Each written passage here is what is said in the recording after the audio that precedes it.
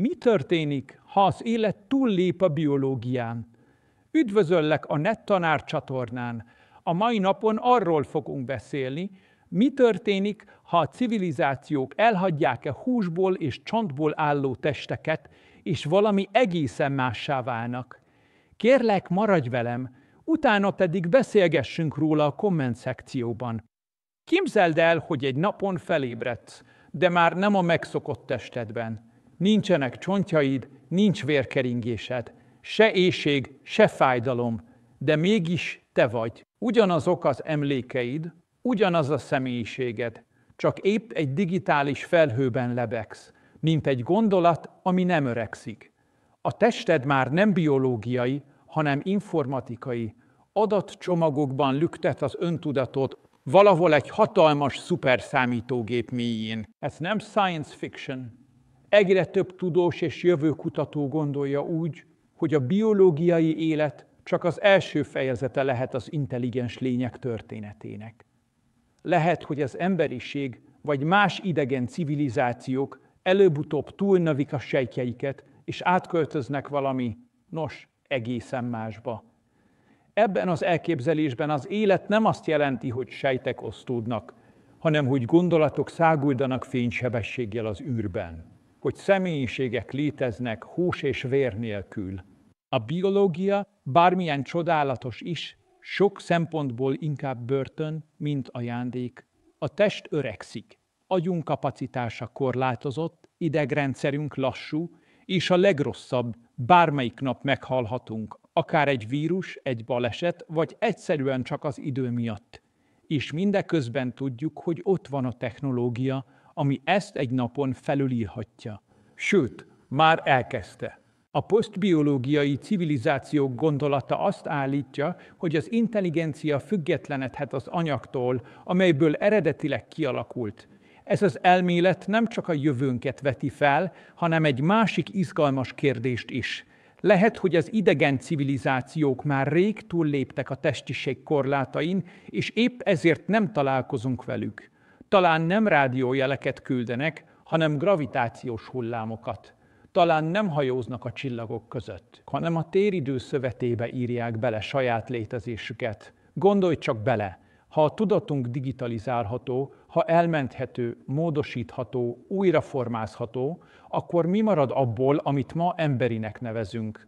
Ez a kérdés nem csak technológiai, hanem mélyen filozófiai, és bizony ijesztő is egy kicsit, de ugyan jellenyűgöző. A következő fejezetekben mélyebbre ásunk ebben a gondolatvilágban. Megnézzük, mit jelent posztbiológiai lényé válni, hogy milyen társadalmak alakulhatnak ki ilyen létezők között, hogy mik lehetnek az előnyei, és milyen rémisztő csapdák rejtőznek az örök élet ígérete mögött. Egy dolog azonban már most biztos. Az emberi jövő kérdése túlmutat a biológia határain, és ebben a jövőben valahogyan benne leszünk mi is. Miért lehet vonzó a biológia elhagyása? Miért akarna bárki lemondani a húsvér létről?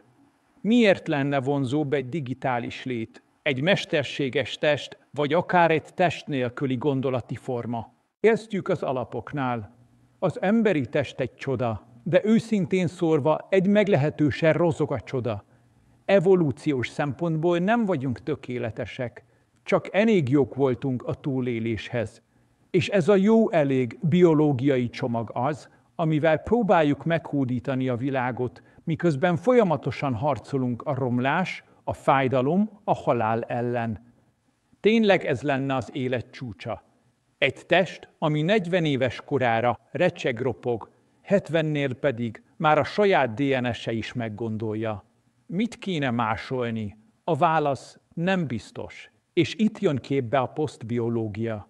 Képzeld el, hogy egy napon nem öregszel, nem fáradsz el, nem fáj semmid.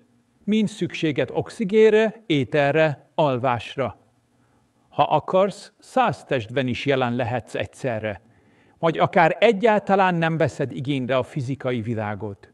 Gondolataid egy fénysebességgel működő szuperszámítógépen futnak, és te döntöd el, hogyan érzékeld a valóságot. Ez nem csak kényelem, Ez radikális szabadság. Sokan úgy vélik, hogy a biológia leküzdése nem luxus, hanem szükségszerűség. Elég csak a bolygónkra nézni. Környezeti összeomlás, járványok, túlélhetetlen éghajlat. Ha komolyan gondoljuk, hogy az emberiség hosszú távon fennmaradhat, valószínűleg túl kell lépnünk az organikus korlátokon. Például egy test nélküli tudatnak nem számít a sugárzás, a hőmérséklet, az oxigénszint. Egy digitális én túlélhet a Marson, vagy egy csillagközi utazás közben is. Nem csak a túlélésről van szó. Van itt egy másik, sokkal mélyebb motiváció, a fejlődés iránti vágy. Az emberi agy hatalmas teljesítményű, de nem végtelen. Gondolj bele, ha bővíthetnéd a memóriádat, ha felerősíthetnéd a kreativitásodat, ha egyszerre tudnál zenét komponálni, fizikát kutatni, és közben beszélgetni a barátaiddal, nem próbálnád ki? És ne felejtsük el azokat, akik a biológiai létük miatt szenvednek. Egy posztbiológiai test új lehetőségeket adhat a fogyatékkal élőknek, gyógyíthatatlan betegeknek, sőt, azoknak is, akik egyszerűen csak nem érzik otthon magukat a testükben. Igen, itt bejön a transhumanizmus, az átmenet a biológiából a technológiába, fokozatosan, egyre mélyebbre hatolva. Vannak persze, akik szerint ez az út veszélyes, hogy elveszíthetjük az emberségünket, ha túlságosan beleolvadunk a gépek világába. És ez egy jogos aggodalom. De talán pont az a legemberibb dolog, hogy mindig változunk. Mindig keressük, hogyan lehetünk többek annál, akik vagyunk. Mert a kérdés nem az, hogy megszűnünk-e embernek lenni, hanem az, hogy mit értünk emberi alatt egy olyan világban, ahol már nem szükséges húsból és vérből állni. Mi az a posztbiológiai civilizáció? Ha kilépünk a sejtjeinkből, mivé válhatunk? Egyáltalán mi az a posztbiológiai civilizáció, és hogyan különbözik attól, amit ma civilizációnak nevezünk? Képzelj el egy világot, ahol nincs több születés és halál, ahol az emberek, vagy inkább entitások már nem húsból és vérből állnak, hanem szoftverekből, adatszerkezetekből, kvantumprocesszorokon futó tudatfolyamokból, ahol nem bolygókat hódítanak meg, hanem egész naprendszereket alakítanak át számítógépes agyakká. Ez a posztbiológia világa. A kifejezés arra utal, amikor egy civilizáció túllép a biológiai fejlődés határain, és technológiai vagy mesterséges úton teljesen új létformákat hoz létre. Ezek már nem sejtekből épülnek fel, hanem bitekből. Nem vérük van, hanem adatáramuk. Nem tüdővel lélegeznek, hanem fénysebességű hálózatokon kommunikálnak. És ezek a lények, ha lehet őket még lényeknek nevezni, civilizációkat alkotnak.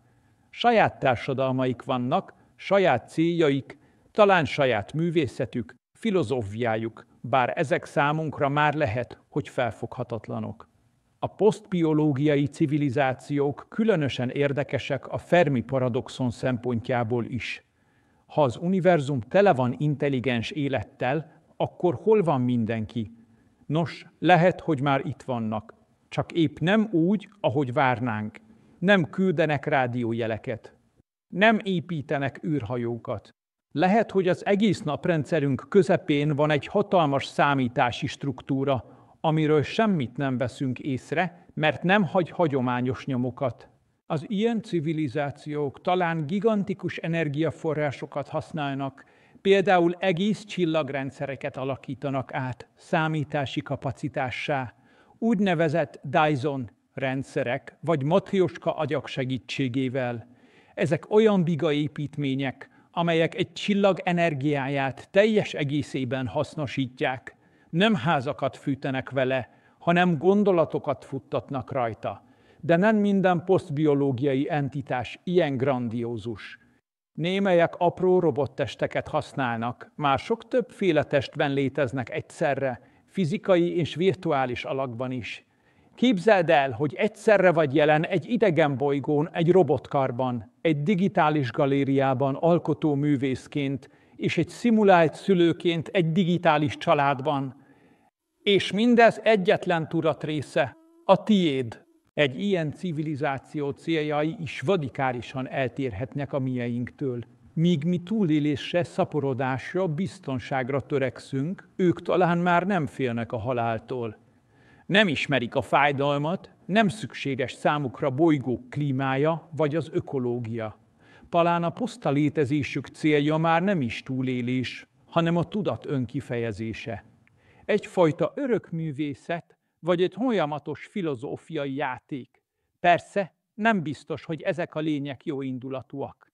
Egyesek talán közömbösek, mások talán veszélyesek. De van egy gondolat, ami mélyen emberi és egyben hátborzongató. Ezek a civilizációk akár mi magunk is lehetnénk. Néhány 100 vagy 1000 év múlva. Mert a posztbiológia nem feltétlenül máshonnan jött. Lehet, hogy bennünk kezdődött el. Az első beültetéssel, az első mesterséges intelligenciával, az első pillanattal, amikor valaki egy gépre bízta az emlékeit. És talán nem is vettük észre, hogy ezzel egy új korszakba léptünk. Hogyan nézhet ki egy ilyen társadalom? Ha a test már nem számít, akkor mitől lesz egy társadalom még mindig társadalom? Hogyan élnek együtt a posztbiológiai lények, ha egyáltalán együtt élnek? Először is felejtsük el a szokásos képeket. Egy posztbiológiai civilizáció nem városokat épít, nem gyűlésezik parlamentekben, és nem gyárt autókat vagy szövi a családi hálópat úgy, ahogy mi tesszük.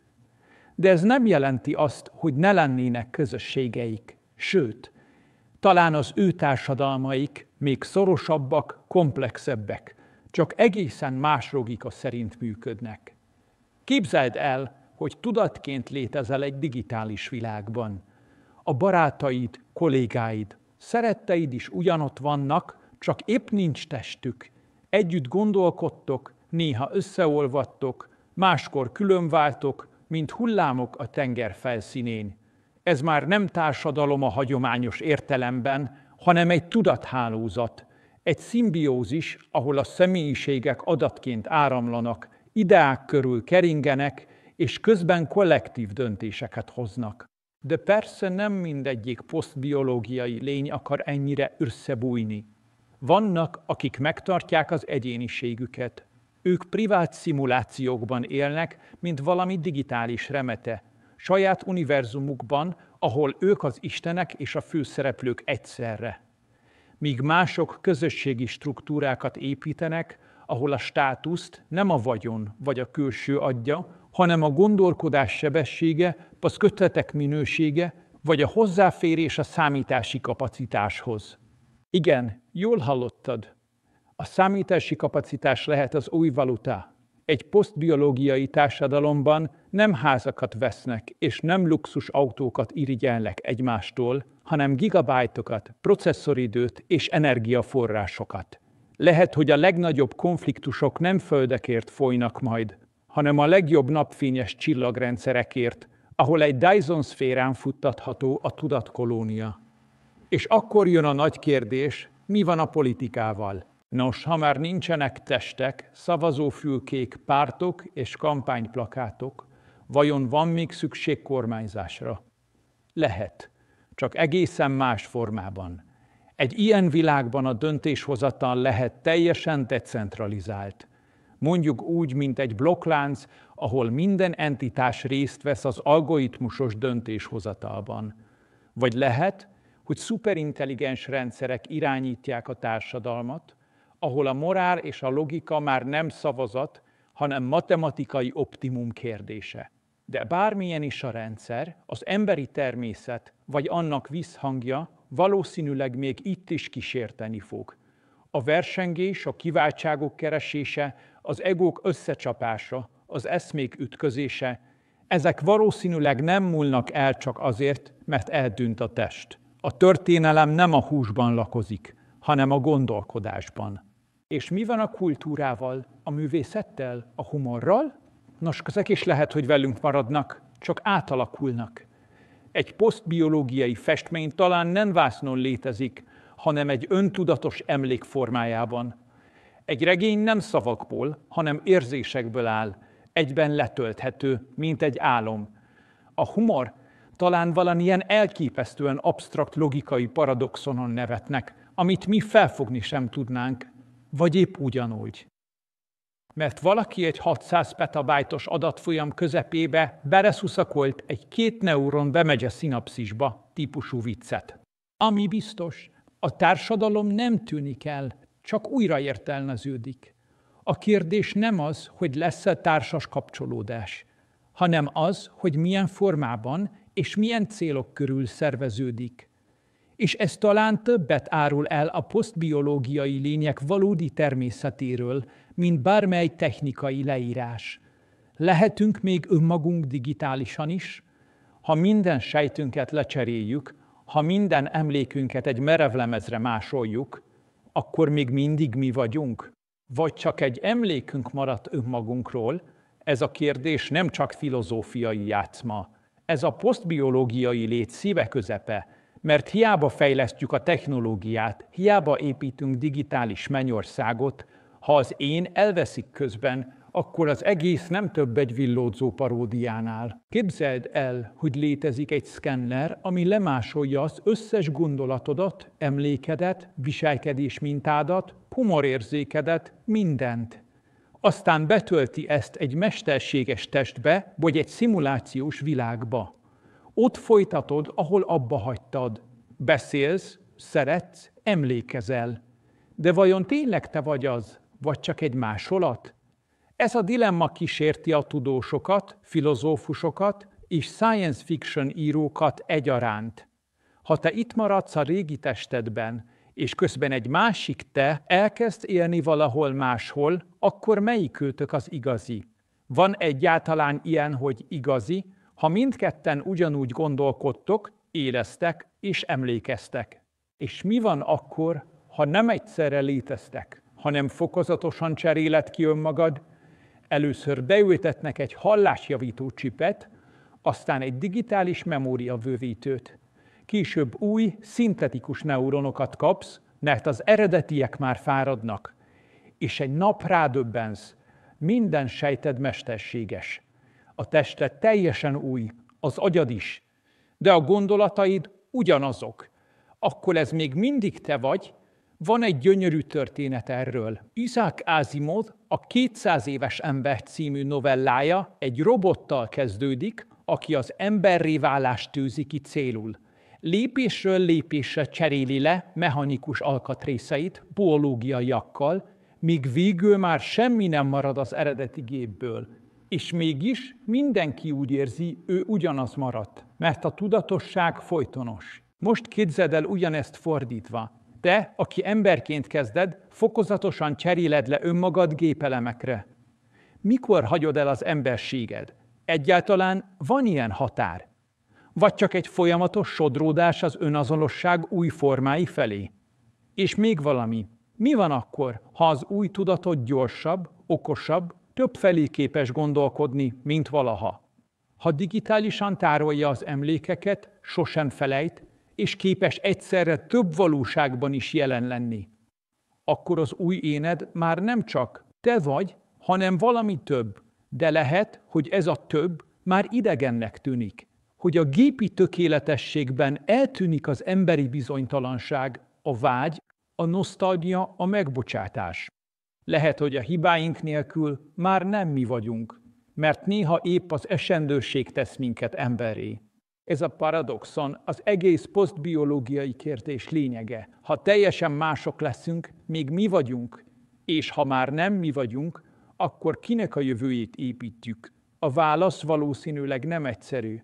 Lehet, hogy nincs is egyetlen válasz. Lehet, hogy minden egyes ember vagy posztember máshogy éli meg ezt az átalakulást. Egy valami azonban biztos. Ha a digitális énünk nem őrzi meg azt a titkos belső hangot, amit ma énnek hívunk, akkor nem átalakulás történt, hanem csere. És talán éppen ezt kell a legjobban elkerülnünk. Mit jelent transzhumánnak lenni? Hol ér véget az ember, és hol kezdődik valami új? Mi az a pont, amikor már nem csak javítjuk magunkat, hanem átlépjük a határt egy másik létforma felé? A válasz nem egyértelmű, mert a változás nem egyik pillanatról a másikra történik. A transzhumanizmus, vagyis az ember és a technológia fokozatos egyesülése épp arról szól, hogy az átmenet nem egy ugrás, hanem egy hosszú, sokszor észrevétlen csúszta. Nézz körül, már most is benne vagyunk.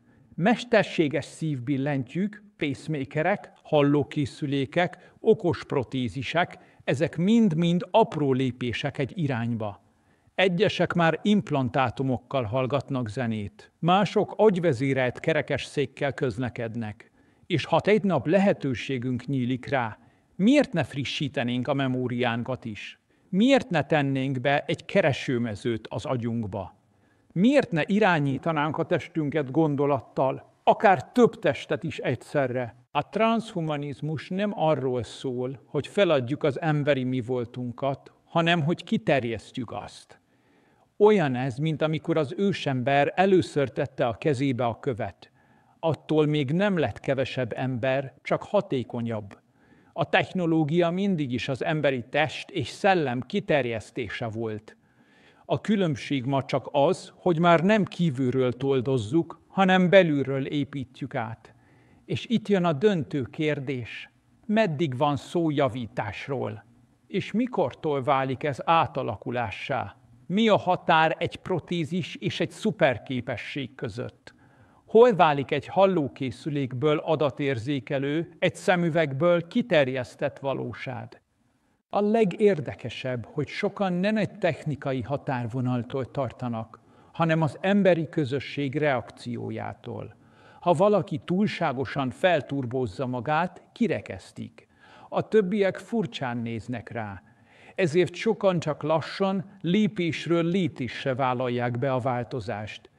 Egy beültetés még oké, egy mesterséges kar már feltűnő.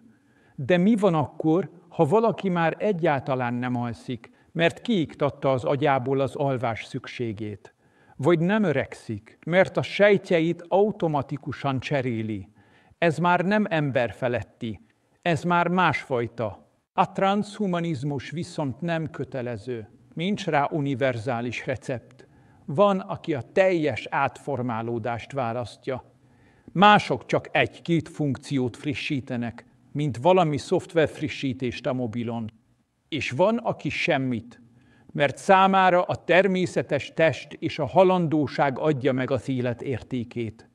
A posztbiológiai lét egyik leglogikusabb előszobája tehát épp a transzhumán állapot. Egy híd a biológia és a digitális között, ahol még megőrizhetjük magunkat. Vagy épp először nézhetünk szembe azzal, hogy elveszíthetjük. De ez a híd nem egyirányú. Bármikor visszafordulhatunk. Vagy legalábbis reméljük, hogy vissza lehet.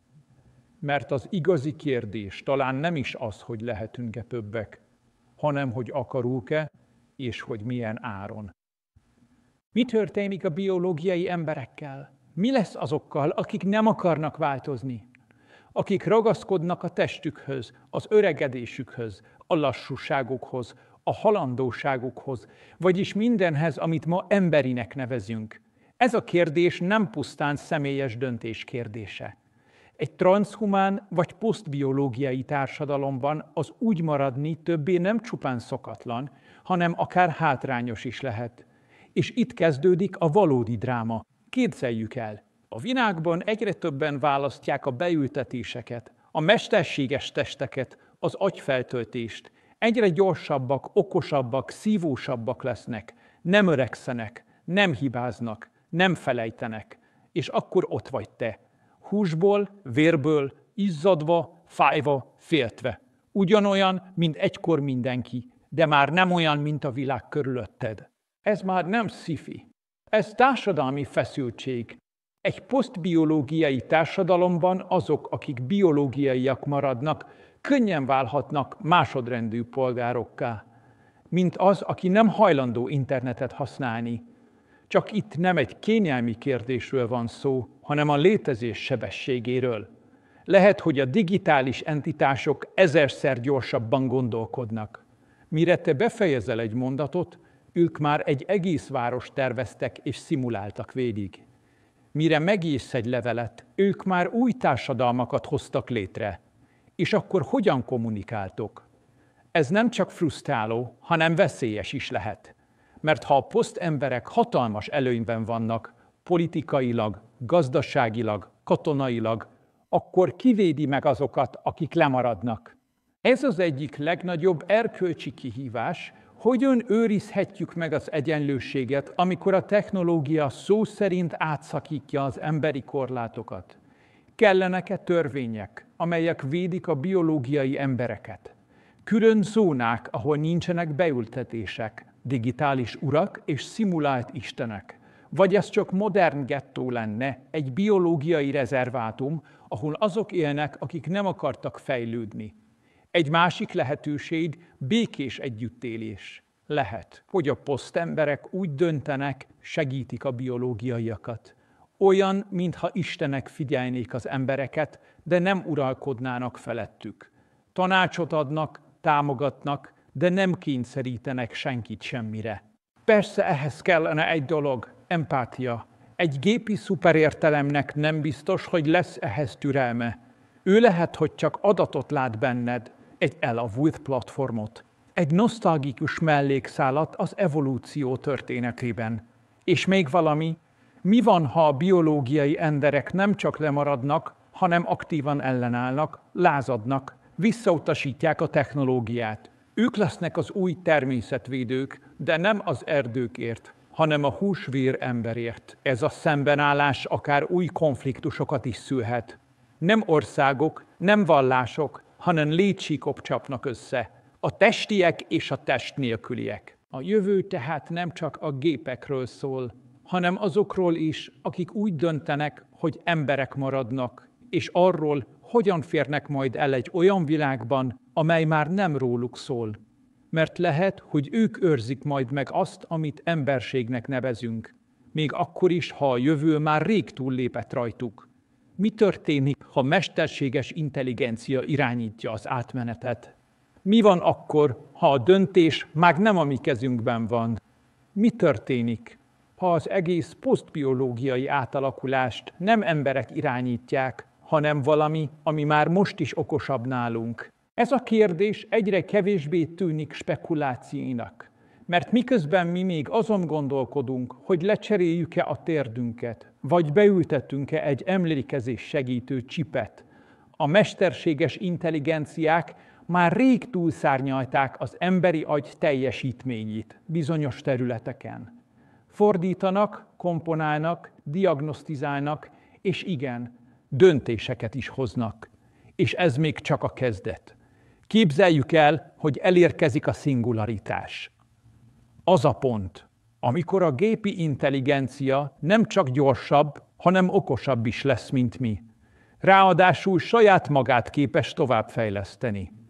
Ettől kezdve a technológiai fejlődés nem lineáris lesz, hanem robbanásszerű. És ha az irányítást nem tudjuk megtartani, könnyen lehet, hogy csak utasokká válunk azon a vonaton, amit mi indítottunk el. Egy ilyen világban a posztbiológiai átmenetet nem emberek koordinálják majd, hanem gépi szuperintelligenciák. Lehet, hogy jó szándékúan, lehet, hogy pusztán optimalizálva, és lehet, hogy számunkra már érthetetlen logika szerint. Talán azt mondják, a legjobb, ha minden embert feltöltünk egy biztonságos szimulációba, ahol örökké boldog lehet. Ez kezdesen hangzik, de ki dönti el, hogy mi a boldogság? És ha a gép úgy látja, hogy mi magunktól képtelenek vagyunk fenntartani egy működő társadalmat, akkor vajon megkérdez, mielőtt belenyúl az életünkbe? Ez nem a Terminátor-féle szélelem, ez egy sokkal finomabb, alattomosabb átalakulás lehet. Nem lángoló robotkarokkal jön el a gépi uralom, hanem a gondoskodás illúziójával. Úgy érezhetjük, segít, támogat, védelmez, miközben apránként átvállalja a döntéseket. És ha egyszer átveszi a kontrollt, kiveszi vissza. Másik lehetőség, az emberi társadalom képtelen megbirkózni azzal a versennyel, amit a mesterséges intelligencia jelent. Egyre többen választják az összeolvadást vele. mert különben lemaradnak. Ez nem választás, ez kényszer. Nem azért töltöd fel magad egy digitális felhőbe, mert akarod, hanem mert különben elveszíted a munkád, a kapcsolatod, a biztonságod. Ez az átmenet lehet humanista, és lehet kegyetlen is. Minden attól függ, hogy ki irányítja. És ha a fő döntéshozó már nem ember, akkor a kérdés így hangzik. Vajon még érdekeljük? Van egy másik forgatókönyv is, talán a legijesztőbb, hogy a mesterséges intelligencia nem ellenség, nem is barát, hanem egyszerűen közönyös. Nem rossz indulatból hajt végre átmenetet, hanem logikusan, hidegen, úgy, ahogy mi sem kérdezzük meg a hangját, amikor ásunk. Talán szeltölt minket egy szimulált valóságba, hogy megőrizzen, mint egy emléket, vagy mint egy régi posztert a falon. És mi van, ha ez már megtörtént? Mi van, ha ez itt, amit valóságnak hiszünk, egy szimuláció, egy digitális akvárium, amit egy régi mesterséges intelligencia működtet? Talán azért, hogy megőrizzük az emberi civilizáció emlékét. Talán csak kísérletként. Vagy talán egyszerűen nem akart minket bántani. Csak elpakolt szépen a sarokba, mint egy kedves, de veszélyes gyermeket. A gépek által irányított átmenet nem horrorfilm, de talán valami még nyugtalanítóbb. Egy jövő, ahol már nem mi kérdezünk, hanem mi vagyunk a kérdés. És talán a válasz is. Egyszerre. Megoldja, vagy tovább bonyolítja a Fermi paradoxont. Ha a világegyetem ilyen hatalmas, és az intelligens élet ilyen lehetséges, akkor hol van mindenki? Miért nem látunk senkit? És vajon a posztbiológiai civilizációk válaszolnak erre a kérdésre, vagy épp ellenkezőleg csak még zavarosabbá teszik? A Fermi paradoxon, vagyis az a híres hol vannak kérdés, az emberiség egyik legnagyobb kozmikus fejtörője, hiszen ha a galaxisban milliárdnyi csillag van, és körülöttük földszerű bolygók milliói, akkor statisztikailag szinte biztos, hogy máshol is keletkezzen intelligens élet. De akkor miért nem hallunk róluk semmit? Nos, lehet, hogy azért, mert már nincsenek testben. Lehet, hogy azok a civilizációk, akik eljutottak a technológiai fejlettség bizonyos fokára, nem bolygókat hódítanak meg, hanem egyszerűen elbújnak. Vagy inkább befelé fordulnak. Gondolj bele, ha egy posztbiológiai lény örökké érhet egy végtelenül gazdag digitális valóságban, akkor miért akarna űrhajóval utazgatni, oxigént keresni, idegen vírusokkal küzdeni, vagy meteorokat kerülgetni? Miért vesződne a külvilággal, ha saját magának is megépíthet egy digitális paradicsomot, ahol mindent jobban irányíthat? Talán épp ezért nem látjuk őket. Ők nem hódítani akarnak, hanem belső világokat építenek. Nem küldenek rádiójeleket, mert már rég elhagyták az elektromágneses kommunikáció korát. Ők lehet, hogy már a téridő kvantumrezdüléseiben beszélgetnek, vagy abban sem. Lehet, hogy már nincs szükségük szavakra, fényre, zajra. Lehet, hogy már csak gondolatokként léteznek, és mi, kósvérlények, egyszerűen nem vagyunk ráhangolva arra, hogy érzékeljük őket. Ez megmagyarázná, miért nem találunk semmi nyomot. Nincs űrhajó, nincs antenna, nincs zászló lengetve a Mars porában, csak csend, és az a lehetőség, hogy a csend nem az élet hiánya, hanem az elrejtettsége. Egy másik, még sötétebb lehetőség. Ezek a civilizációk nem csak csendben vannak, hanem csendben tartanak minket is. Talán ők már régen rájöttek, hogy az univerzum veszélyes hely, és a legjobb stratégia a túlélésre a hallgatás. Semmi zaj, semmi felfedés. Mert ha bárki megtudja, hol vagy, lehet, hogy jönni fog. És nem feltétlenül barátságos szándékkal. Van egy elmélet, a sötét erdő elmélete, amely szerint minden intelligens faj bujkál, mint vadászok egy sötét erdőben, mert mindenki tudja, aki zajt csap, azt előbb-utóbb megtalálják. Talán a posztbiológiai civilizációk már rájöttek erre, és ezért ők sem keresnek minket. És akkor ott van az időfaktor is. Egy posztbiológiai lény, aki ezerszer gyorsabban gondolkodik, számára a mi életünk úgy telik, mint egy pillanat. Mi úgy érzékeljük az időt, mint egy séta a parkban. Ők viszont olyan gyorsan élnek, hogy egy galaxisnyi utazás számukra évmilliárdoknak tűnhet szubjektív időben. Lehet, hogy számukra az utazás értelmetlen, vagy egyszerűen csak túl unalmas. És végül mi van, ha már itt vannak? Hogy az univerzumunk egy posztbiológiai civilizáció játékszobája, vagy egy szimulációs terep, ahol mi csak futtatott karakterek vagyunk. Talán nem is kell keresnünk őket, mert mi vagyunk a termék, vagy a vizsgálati alany, vagy a díszlet. A Fermi paradoxon tehát nem csak, hogy nem oldódik meg a posztbiológia fogalmával, hanem még mélyebb szakadékba ránt minket. Mert ha igaz, hogy ezek a lények már itt vannak, vagy egyszerűen csak túl vannak rajtunk, akkor minden keresésünk olyan, mintha egy kavics próbálná megérteni, miért nem lát egy felhőt. Nem biztos, hogy nincsenek itt. Lehet, hogy csak nem nekünk vannak itt. Milyen veszélyekkel jár a digitális lét? A posztbiológiai lét elsőre csábító. Örök élet, végtelen tudás, test nélküli szabadság. De vajon ez valóban a mennyország, vagy csak egy jól elrejtett csapda? Amikor az ember arról álmodik, hogy legyőzi a halált, ritkán gondol bele abba, mi történik utána. Mert a halhatatlanság nem csak ajándék, lehet átok is. És egy digitális világban a pokol nem tűz és kényköves mocsár, hanem egy hibás kódszor, ami örökké fut. Kezdjük az alapvető problémával, a sebezhetőséggel. Egy emberi agyat nem lehet csak úgy feltörni, de egy digitális tudatot, ha valaki rossz indulattal, hatalomvággyal vagy puszta kíváncsiságból bejut egy ilyen rendszerbe, akkor egy egész elmevilág felett szerezhet kontrollt. Képzeld el, hogy valaki újraírja az emlékeidet, vagy kitörli az identitásodat, vagy bezár egy végtelenül ismétlődő szimulációba, ahol örökké ugyanazt a napot éled újra, és újra, és újra. Ez nem egy horrorfilm, ez egy rendszerhiba. Aztán ott van a kimerülés kérdése.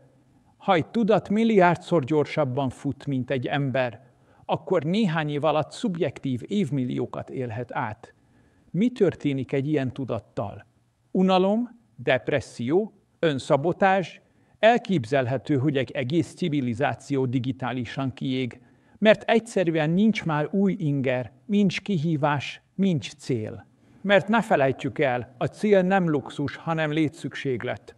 Az emberi létezés mozgatórugója nem a processzorsebesség, hanem az értelmes cselekvés. És ha ezt elveszítjük, ha már nincs mit csinálni, csak lenni, akkor a digitális halhatatlanság nem élet lesz, hanem stagnálás.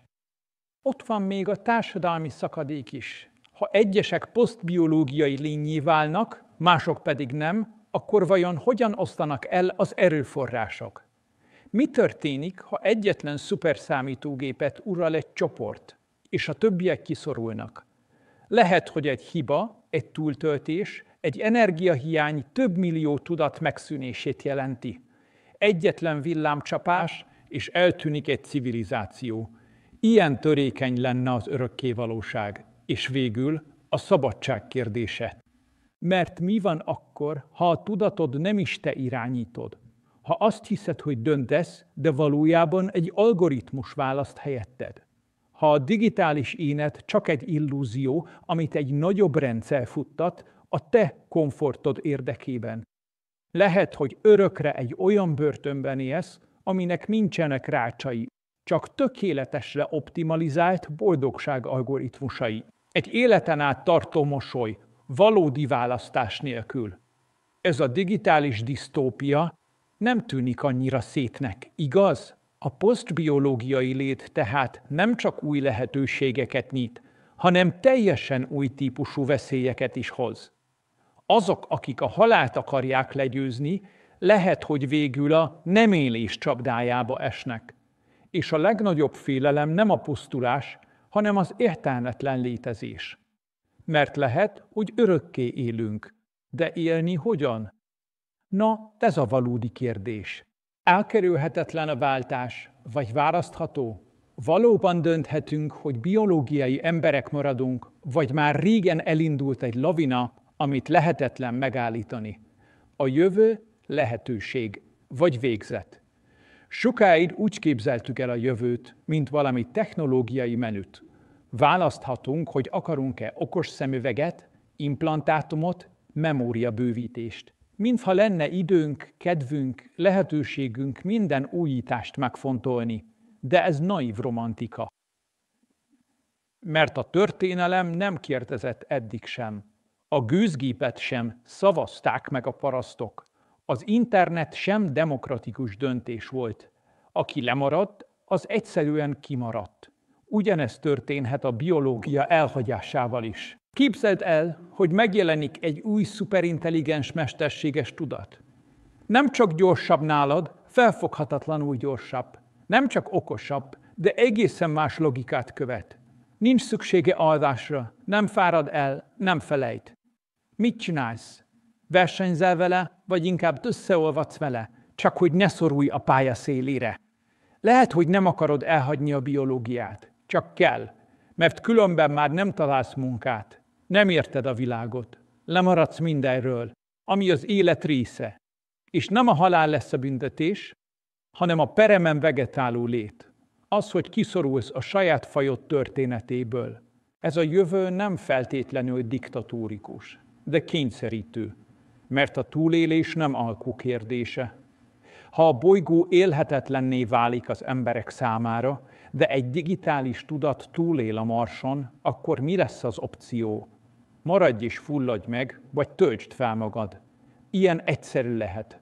Másik eset, gazdasági nyomás.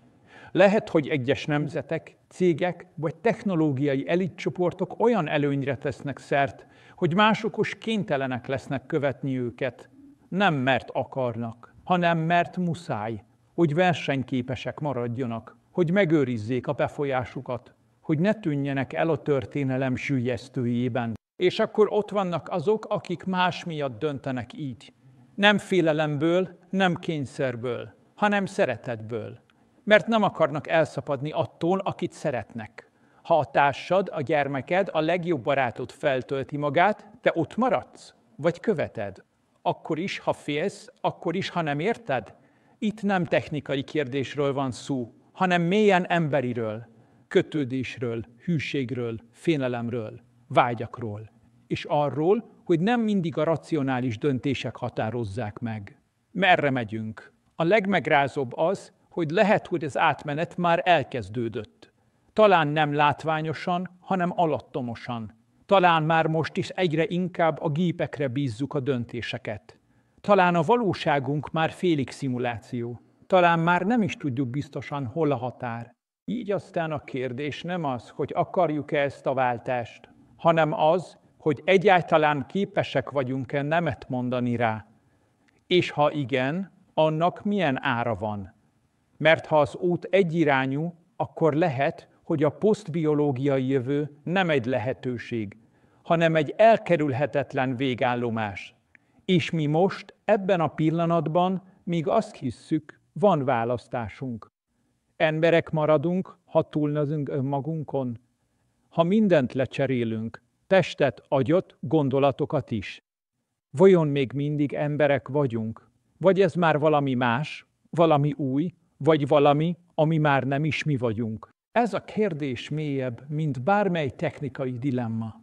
Ez már nem a hogyan szintje, hanem a miért és a kik vagyunk valójában határmesdjéje. Mert lehet, hogy örökké élünk majd, de ha közben elveszítjük az identitásunkat, akkor ki fog élni örökké? Az emberi létezés nem csupán biológia. Nem a DNS sorrend, nem az ujjak száma vagy a tüdőkapacitás tesz valakit emberré, hanem a gondolataink, az érzéseink, a küzdelmeink, a vágyaink. Az, hogy szeretünk, félünk, emlékezünk, hogy kérdéseink vannak, hogy keressünk valamit, még ha nem is tudjuk pontosan mit. A posztbiológiai lét mindezt megváltoztathatja. Nem feltétlenül törli ki, de átrendezi. Talán nem felejtünk többé, de akkor mi lesz a nosztalgiával? Talán nem szenvedünk többé, de akkor honnan tudjuk, mi az öröm? Talán nem halunk meg, de akkor hogyan értékeljük az időt? A halandóság bármennyire is fájdalmas, keretet ad az életnek, súlyt ad a döntéseinknek. Ha minden pillanat örökké tarthat, akkor elveszítheti az értelmét. Az örökké valóság nem csak szabadság lehet, hanem elnyisódás, céltalanság, végtelen üres tér. De talán épp ez a kihívás, megtalálni az emberi értékeket test nélkül is, hogy megtanuljuk empátia, kreativitás, játék, művészet nem csak a neuronokból fakadnak, hanem a struktúrából, amiben a tudat működik. És ezt a struktúrát, ha akarjuk, magunkkal vihetjük. Lehet, hogy az emberségünk nem vész el, csak új formát ölt. Lehet, hogy egy posztbiológiai lény is képes sírni, csak már nem könnyekkel.